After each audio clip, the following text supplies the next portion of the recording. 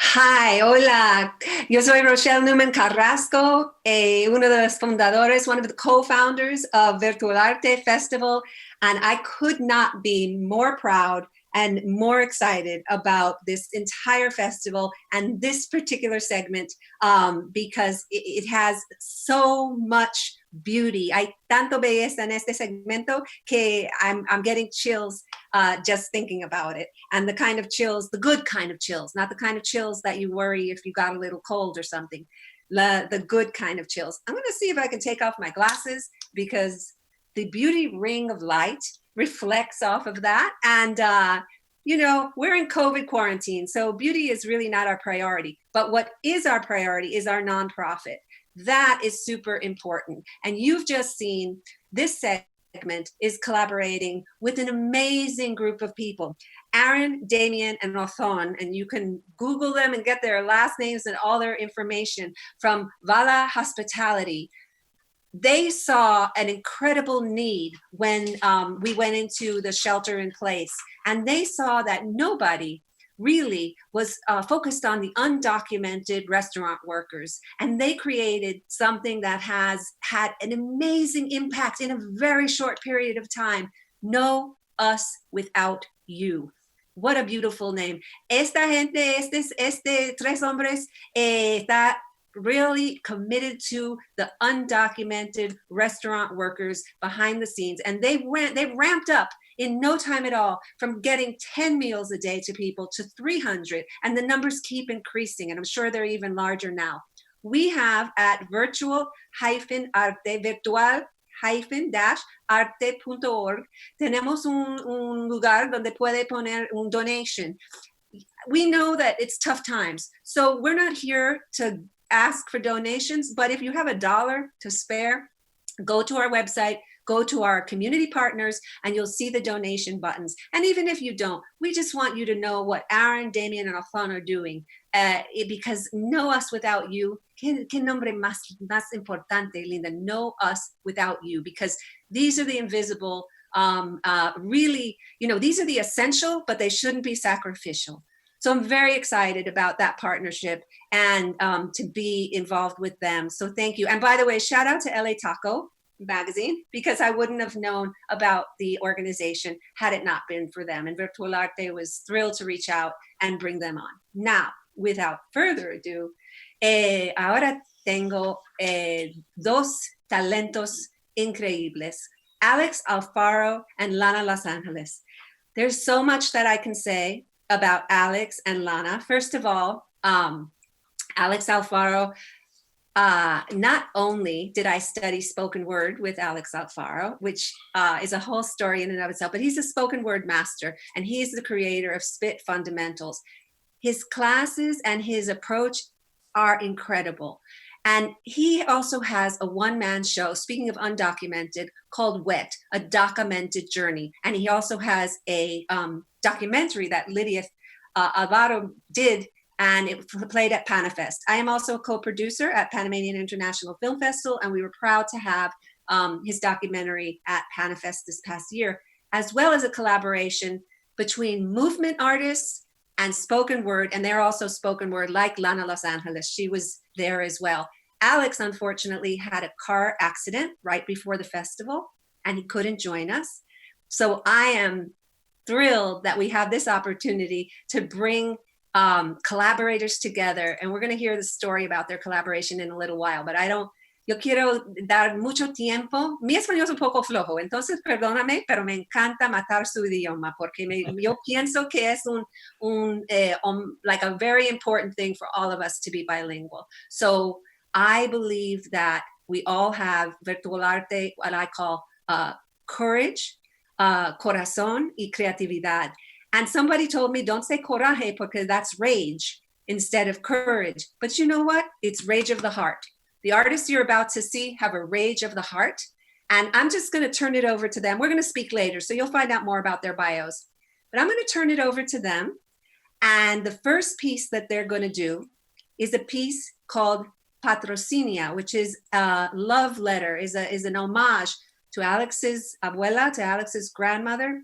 And Lana is going to do movement to that piece. So without further ado, Alex and Lana.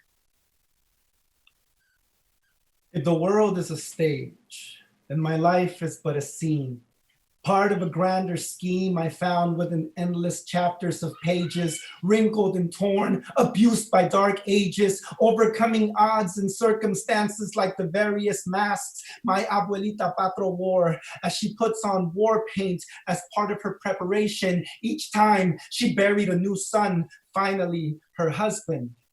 Her life is quickly evaporating into a has-been. Dementia erases the lines written on her worn scraps of parchment, used to piece together her broken memoirs, tales told sans a tongue, buried deep within the sands of time, traced back to me with each wrinkled line on her tired face's design, complementing a mind that never learned to read books.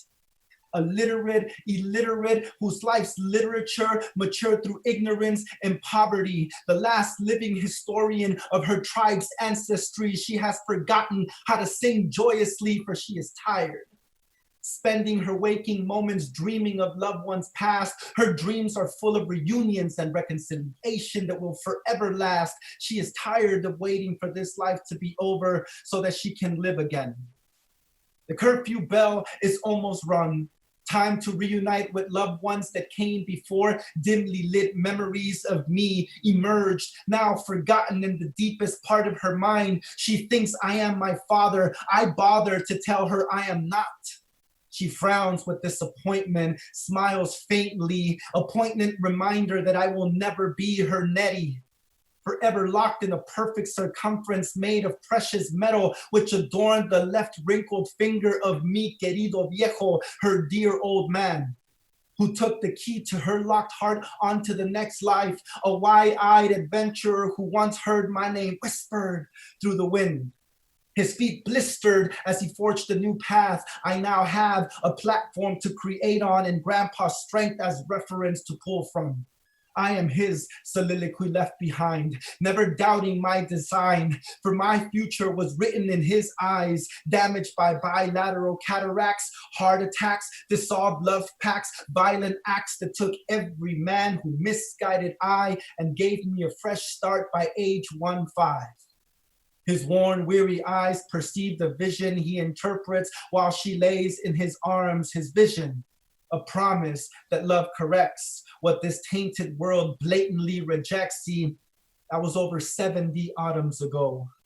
I am too young to feel so old. I'm too bright to be so cold, not wise enough to heed what's known, nor strong enough to yet let go.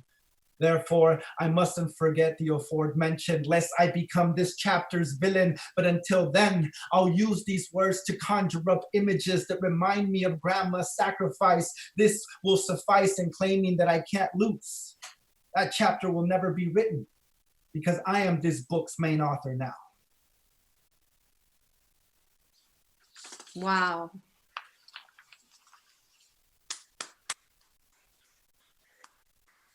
If you can hear the collective applause, actually the collective vibrations, si puedes oír los vibraciones, like just because again, we're in this moment of these screens, but in your words and Lana's movement, you open up a world that transcends any type of blockade, any type of screen, and the beauty of your grandmother and your relationship comes pouring forth. So thank you guys for that. This style for our audience, I just want them to know this style of collaborating spoken word and movement is really a fresh new journey and improvisational, experimental exploration, and it's perfect for the moment. Porque, what else has COVID taught us that nothing is guaranteed? We always knew that intellectually, tomorrow is not guaranteed, but man, this idea of just being able to innovate and put things together. Such a beautiful, beautiful thing. So we're going to move on. So thank you both, really. And thank you, Lana, for being so brave and beautiful in your movement. Is powerful. By the way, I should mention, Lana is an activist, an entrepreneur, an artivist, you know, the artist who is an activist, and as is Alex as well. So our next piece, I'm actually going to read a little bit because this is too important to not cover properly. The next piece, so Virtual Arte actually has brought together Lana and Alex in a collaboration that started in 2015, and they've always wanted to resurrect this collaboration. And, you know, life gets in the way, and, you know, we all get busy, or we have other projects, or we have other priorities. But in this moment at Virtual Arte, they were able to resurrect, bring together in the most beautiful way, a piece called Don't Talk About It, Spit About It. And I just want to read what Alex wrote and Alana wrote as well. It was the first professional collaboration that Alana and Alex worked together. And they've been artistic family, somos familia artísticos ever since. Its piece is as a whole is dear to our hearts because of the journey that we took collectively and individually when we did it. Alex, by the way, you know, my husband, I don't know if you know this, he'll be hosting the 8 o'clock, is Carlos Carrasco. You guys might know him as Popeye from Blood In, Blood Out, or Gigantor from Speed, but he's a Shakespearean trained actor.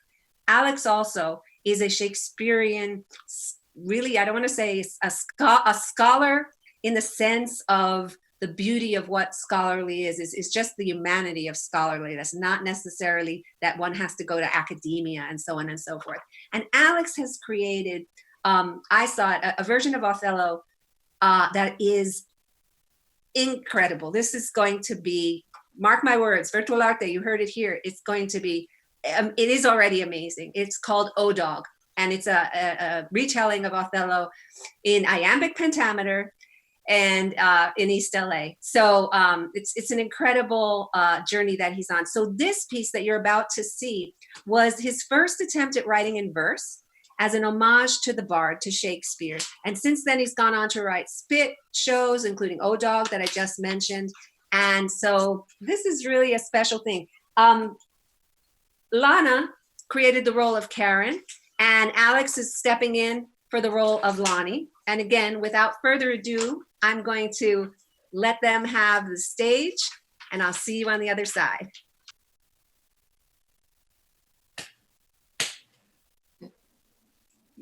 Now, why you gotta go and do that? What? Call the cops?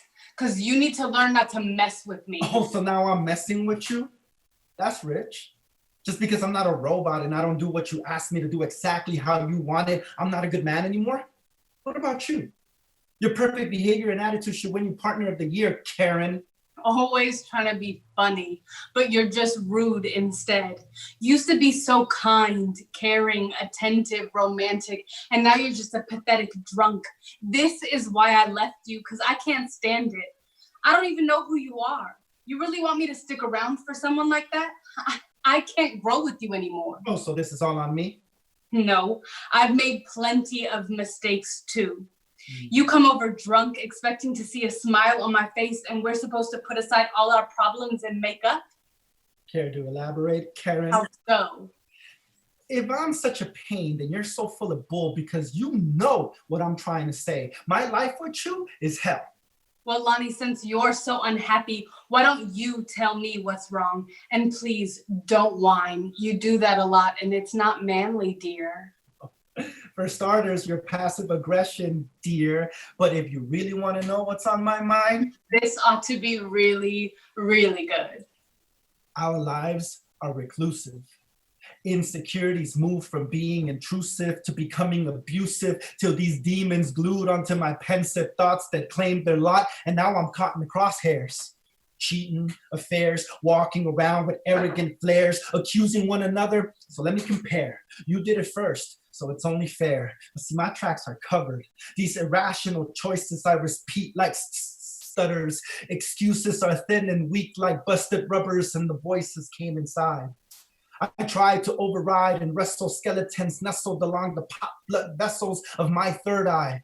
I pissed away my blessings, passed upon the lessons from past faults that I keep in a vault to which I lost the lock's combination, contemplating the projections from my greatest enemy, because even if he got plastic surgery, he would still look like me, snarling over the could-be of tarnished images through my iris, make me paranoid and cautious, causing me to perform for you like Faustus on life's broken stages, rapidly losing each other, codependent lovers trans-projecting as a cover. It's hard to love you now because we're constantly opposing. We're like a glamour shot. Fake smiles while we're posing, reciting rehearsed lies for each other, which we've chosen. It won't happen again. Of course, you're my best friend. I love you, silly. There's no need to pretend.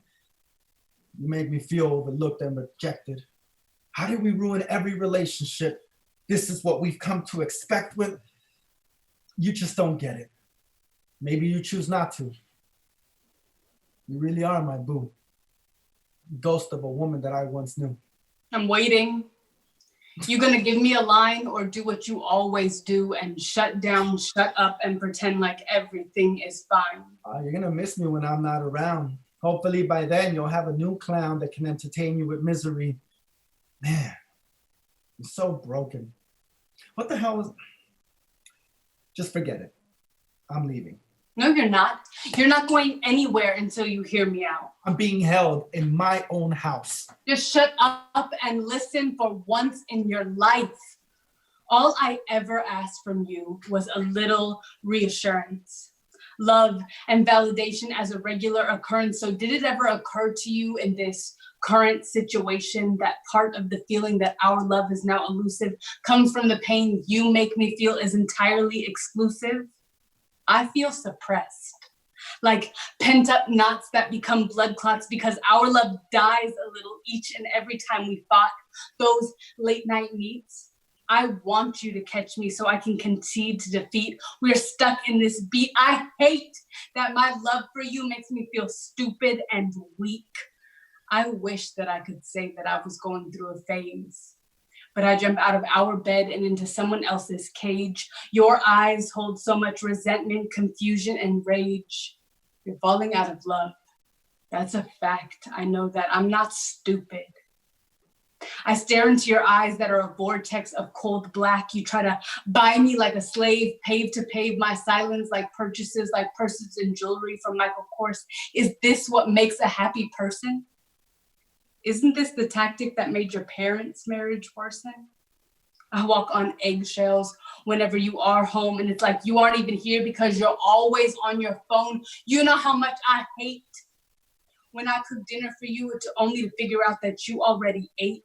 You can't even eat a few bites and be fake, and so I'll eat alone opposite an empty set of plates.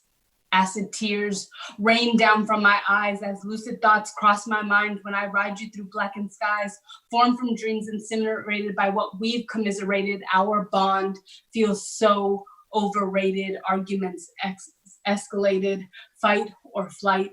It feels the same. Anger and aggression, pleasure and perfection, followed by shallow emptiness and shame. We'll be cool for a day or two, until the next blow up and you'll tell me that we're through. You promised me we would never have to close our minds or our hearts, and now I keep clothes in the trunk of my car. My family is never far, just in case we finally decide to admit what's taken place.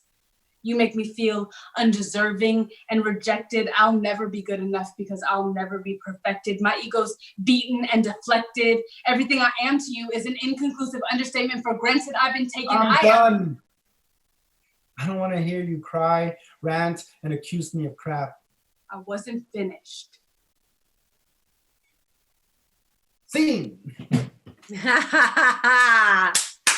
Yes, and scene. Oh my God, you guys, like 2015, what do we add to that? I've lost track of time, but time is irrelevant, like 5 years. I mean, the two of you, the chemistry, the beauty, the sounds, the rhythms. Alex, your writing, Lana, your delivery, snap, everybody. Yes. oh my God. I just like, I pinched myself that we have brought you here today for the audience of Virtual Arte. Mira, esta gente de Virtual Arte, la audiencia, no tenemos tiempo ni una manera en este momento de Q&A, pero si hay preguntas para Alex y Lana o para nosotros acerca de Virtual Arte y el spoken word moment, the power of what you just saw, just put it in the Facebook chat. You know, put your question y luego vamos a ver si podemos tener algunas respuestas o vamos a tener a future. Virtual Arte is 2 days this weekend. It lives on online. And I assure you, with the incredible talent we've had and right here, right now, and mero, those dos, is she a mera and you're a mero? I don't know. But anyway, you guys rocked it. Now, thank you. Now we have yet another surprise and another fabulous piece. So we're going to give Alex a little brequecito, because Lana is going to thrill us and delight us and empower us. I saw Lana at Panifest, and I didn't know we'd ever work or that our paths would ever cross again. And I'm so glad they did. I saw her at Panifest at the Panamanian International Film Festival in this evening of collaboration that Alex inspired and then couldn't go because, he had a big accident. Thank God you are here. We love you. Yeah. And Lana did a piece about being biracial and bicultural. And my husband's grandson, my grandson as well, I should be able to say that, is my husband, you know, his ex-wife, was Italian American. His daughter, therefore, is bicultural, biracial. He's Panamanian. He's Afro-Latino. So his grandson was in the audience for the first time to come to Los Angeles, and he came on the day that Lana was doing that piece. And it was really powerful for a young man, bicultural, to see a beautiful woman with the talent and the concepts that she imparted. So bless you for that. Really, it was, to this day, I talk about it because it was that important. So now, and I hope I'm saying this right, I'm going to, Alex, you can stay there or you can disappear. It's up to you. But we're going to give Lana the stage for a piece called So This Is Love. Is it So this is love.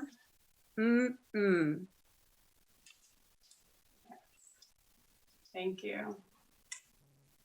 So this is love.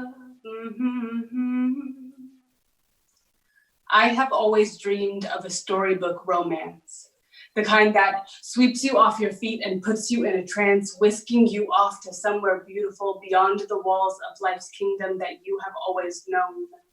But I have learned that this type of love is not something that you can achieve all on your own. It takes fiery dragons and wicked witches and isolated towers and so charmings. It takes learning and longings and pining from a distance. It takes patience and perseverance, mystery and magic, twists and turns upon each sentence of every page.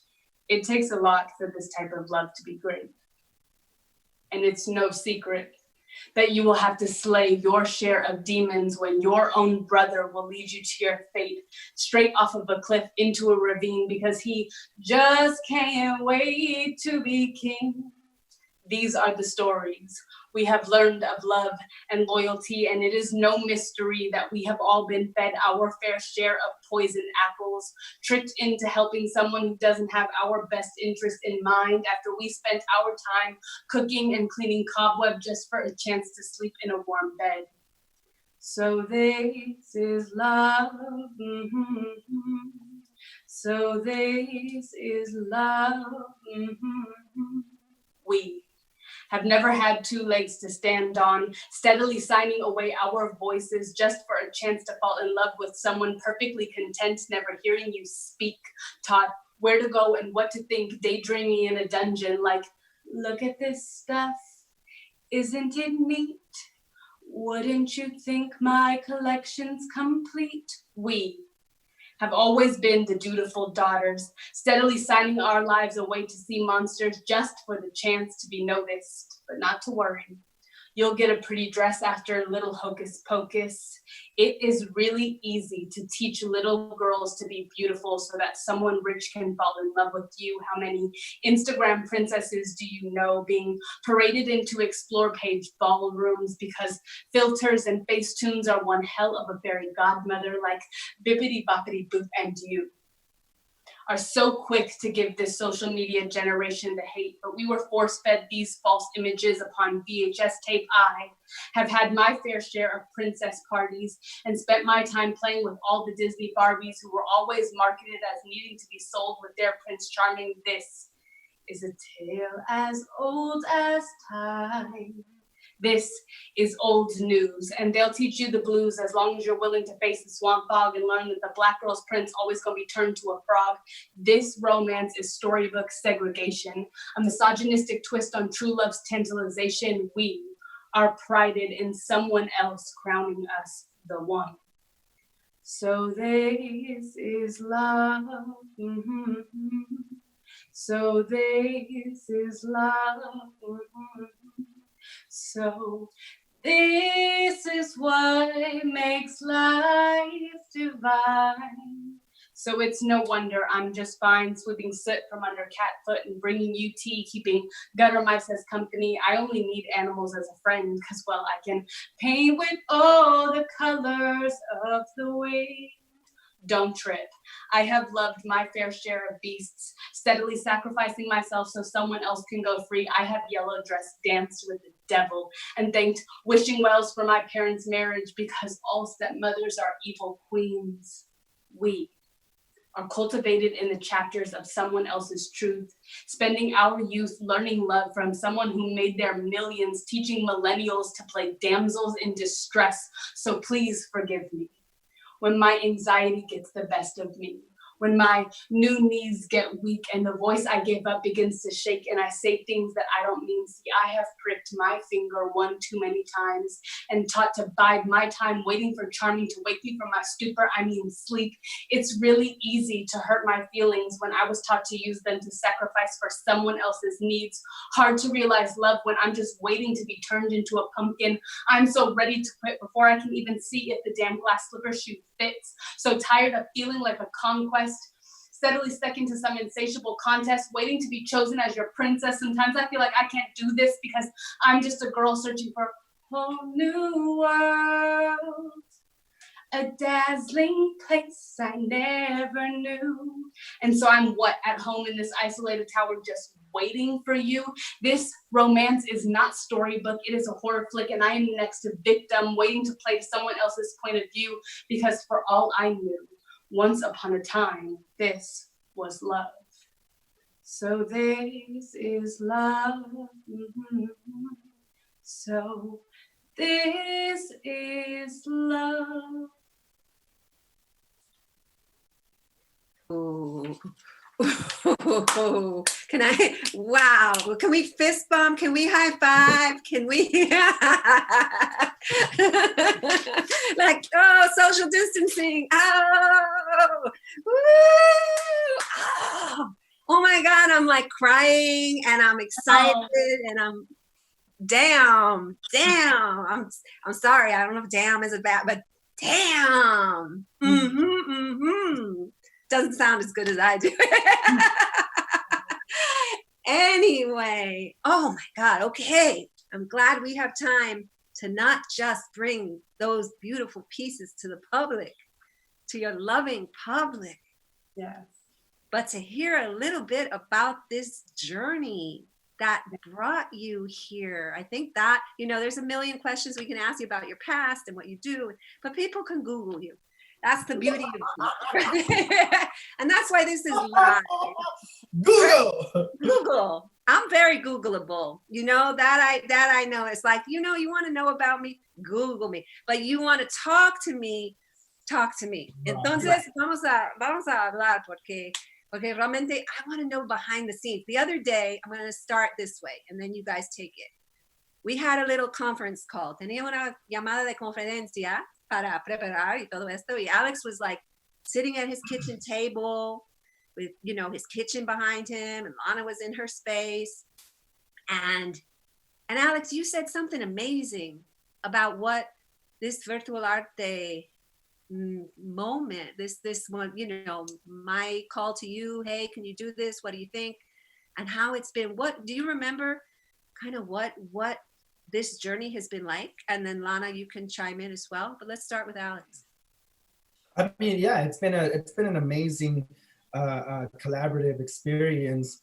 I remember the first time that I met Alana.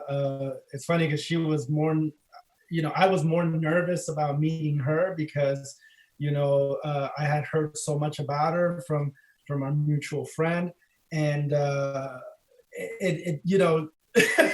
were kind of like, oh, you're that person, and yeah, and you're the one.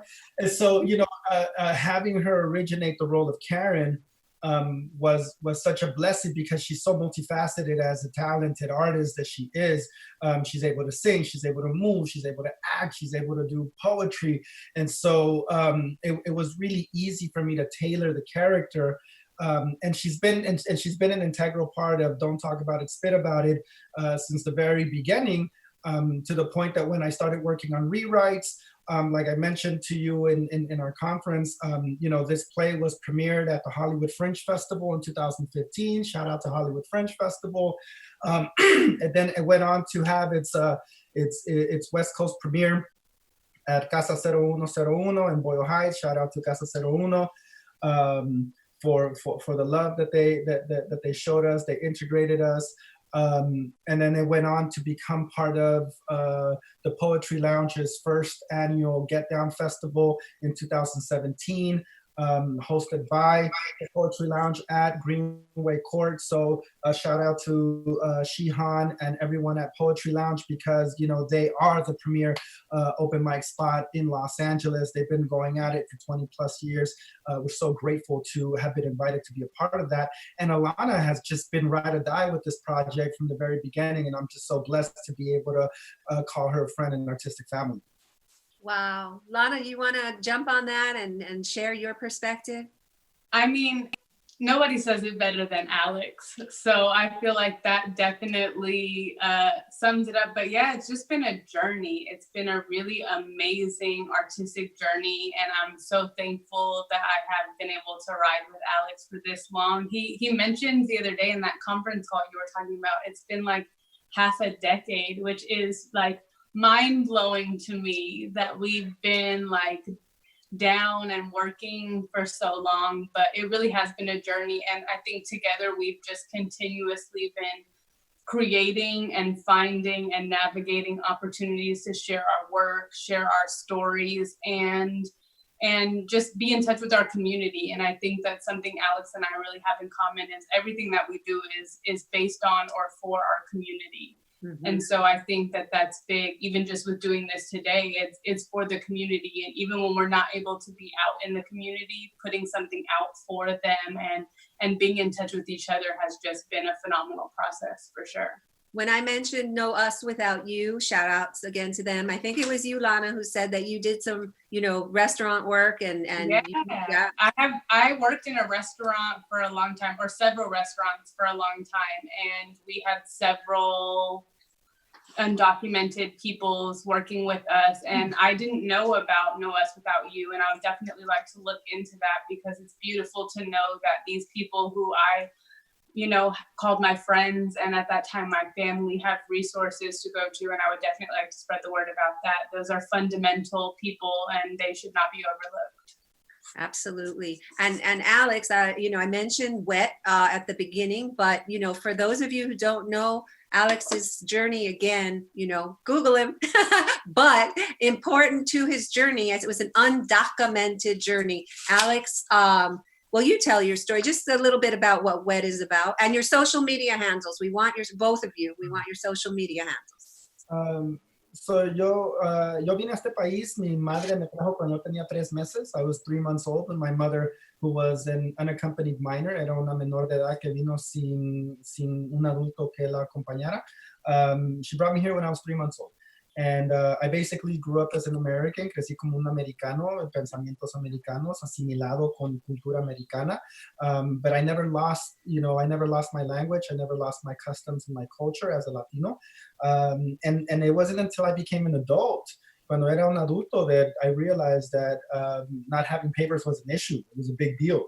And so, I lived as an undocumented citizen for 30 years until Barack Obama signed the executive order, cuando el presidente Obama firmó Deferred Action for Childhood Arrivals, or DACA, que me dio la oportunidad, gave me the opportunity to get my first work permit and eventually find a way to become a legal resident in the country. And that's what my show, Wet, A Documented Journey, is about. Wet, A Documented Journey es la historia autobiográfica acerca de mi vida como ciudadano americano indocumentado en este país.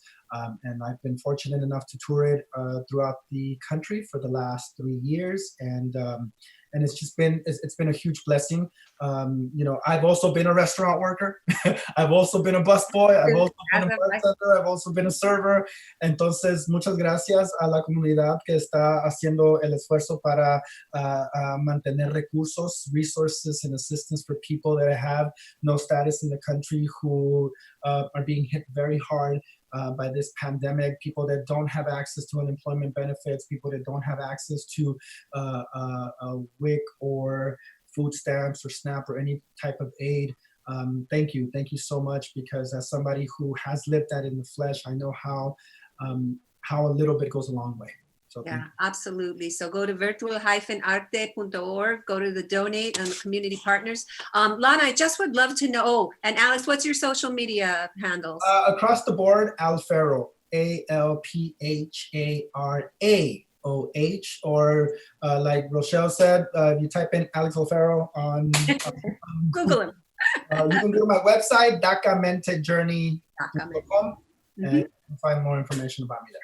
And Lana, I want to know that beautiful piece you just did about Disney princesses and all the nuance and layers. I want to know a little about is that, and about your journey in terms of your spoken word, artistry, that piece. Is it something you developed recently or a long time ago? Because unfortunately, misogyny and gender issues seem to never fade away. Never. So it could be a classic, an evergreen, as they say. Entonces, just tell us a little bit about, that piece / your journey. And don't forget your social media handles, because they keep passing me notes. Social media. Okay. Yes. So I've been a spoken word artist professionally since I want to say 2010, somewhere around there. And more recently, Alex actually had an open mic at Casa Fina. Again, shout out to Casa 0101 in Boyle Heights. Had an amazing open mic around Valentine's Day, and he asked me to come be a part of that, and all the pieces were about love. And I kind of realized that I don't really write about love that much. And so that kind of just sparked my idea of like what love is and what I've learned about love coming up in my life. And I was just telling Alex earlier, like I grew up watching all the Disney movies. Like I have every single one on VHS. I had, like I said in the poem, all the princess parties and all the Barbies to correlate everything. And so that was really a fundamental part of my upbringing. And it wasn't until I became an adult and an activist and things like that that I really realized how misconstrued that idea of like femininity and love and womanhood is in all of these things that we're seeing as young girls, or young people in general. We're seeing this image of this damsel in distress, and we're thought to like that be the thing that we aspire to be, that princess, that, like that helpless girl in a pretty dress. And so Alex's open mic really opened the door to that. And so I wrote that, I think, around February of this year, and this is only the second time that I've spit it. So I thank you for giving me the opportunity to revisit that work, because it is a very meaningful piece to me, and I definitely want to continue working it. Alex and I were saying it's a new favorite for us, so yeah, want to keep working it. But yeah, I think that's really where that piece came about, and I continue to work as a spoken word artist and an activist. You can find me at Lana Los Angeles on all social media platforms. That's LANA Los Angeles at all social media platforms, and then also at lanalosangeles.com. Wow. Well, people are going to be following both of you and are already following both of you, because the transformational energy that both of you bring. So I'm going to our time. I don't want to let you go. I'm like, oh, there's so much more. We could play games. Alex likes to rhyme. Okay, 2 seconds. We're gonna do a quick rhyme. 2 seconds. Okay, what's the rhyming thing you do, Alex? I'm gonna play too. Like the rhyme game? Okay, we can play the rhyme game. We'll do multi-syllable. We'll start with 2 syllables. Okay. Rochelle. Oh hell. No, it's supposed to be one word. well, it's multi-syllable sounds, so we'll go. Intel. Okay. Intel. Farewell. Dispel. Wow. Well, on farewell and dispel, I better wrap that up. First of all, I just want to thank both of you. You guys are incredible. This has been delightful. I want to just also back to Know Us Without You. Please. And there's several other organizations, they're all, and even if you have $1, or even again, if you just want to find out, we're here to raise awareness, because we know it's tough times for everybody. Some of us more than others. So those of you who have, I'm grateful every day. I have a roof over my head and a fake background behind me, but I have the background. That means I have something and I can give something. So please do that. I also want to end with, I have asked Dertularte. I come from, aside from my artistry and my writing and so on, I come from the world of marketing and advertising. And recently I worked on a project about COVID, a PSA. And I just want to end this segment. They were going to let me run the work that the agency, Walton Isaacson, that I work with did. My husband, Carlos Carrasco, is in this PSA, along with Gilberto Santa Rosa, Raquel Sofia, and many other important, Jennifer Behrens and Mauricio Mendoza, who were here yesterday. So I think that we're going to be able to run that spot. So without further ado, I think I'm going to farewell, dispel, and oh hell, please, Rochelle, please run the PSA and we can say goodbye. We're going to click out. Adios. Sí, sé que tenemos todos los factores de riesgo. But we also have all it takes to fight contra el COVID-19. El coronavirus está afectando a la comunidad latina más rápido que a otros grupos. Acecha a nuestros miembros más débiles. With pre-existing conditions like diabetes, Hipertensión, y asthma. And those who can't work from home. And it's spreading through myths that deceive our community. El virus es serio y mortal, y nuestra respuesta debe ser en serio. Los remedios caseros no nos van a proteger. To beat COVID-19, hay 4 pasos. Quédate en casa. If you have to go to work, mantén 6 pies de distancia con los demás. Usa máscara. And protect your hands. lávate esas manos. Por 20 segundos o más. The more we follow these 4 simple steps, podremos salvar más amigos y seres queridos from COVID-19. Hashtag nosotros contra el COVID. Find out how you can fight back at cdc.gov/coronavirus.